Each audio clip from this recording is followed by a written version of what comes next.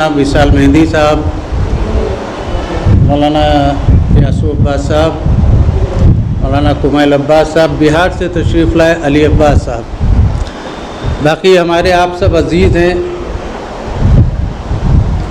कहने के लिए तो बहुत कुछ, मगर चूँकि हम अपने वालिद के बहुत ही करीब रहे सारे भाई बहनों में, सोच लेता हूँ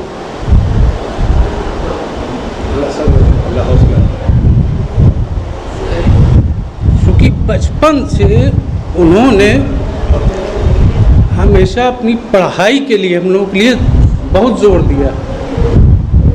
जिस भी कंडीशन में रहे, हम लोग मदरसे से बाराबंकी तशरीफ़ लाए।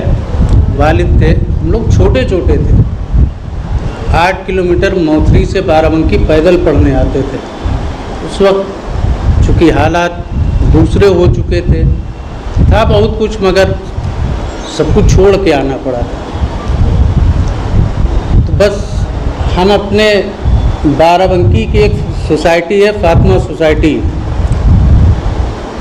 और यहाँ इमाम जुमा है, हमारे पेश इमाम हैं बाराबंकी सिविल लाइन करबला के हिलाल अब्बास साहब, इब्ने अब्बास साहब, और सिब्तैन आब्दी साहब, जिशान हैदर साहब जो हमारे बड़े भाई हैं।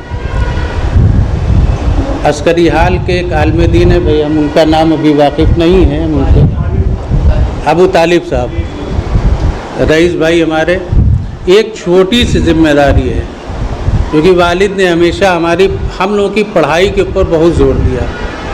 हमको पढ़ा लिखा करके इंजीनियर तक पढ़ाया, इंजीनियरिंग भी हमने की। तो हम ये चाहते हैं जो हमारे बच्चे, कौम के 5 बच्चे ऐसे सिलेक्ट कर लें जिनकी फ़ीस 1 साल की, जो हम अपनी तरफ से अपने वालिद के लिए इसाले सवाब भी करें। बहुत शुक्रिया, बहुत शुक्रिया आप सबके आमद का।